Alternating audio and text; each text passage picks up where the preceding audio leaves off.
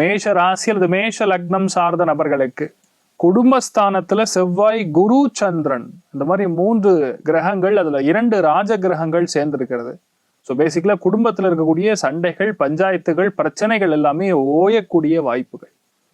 சந்திரன் ஒரு ஜாதகத்துல 2ஆம் இடத்துல உட்கார்ந்துருந்தானா ஆட்டோமேட்டிக்கா பணத்துக்கு எப்பவுமே பஞ்சம் கிடையாது. அவர் குபேரன் அப்படின்னு சொல்லுவோம்.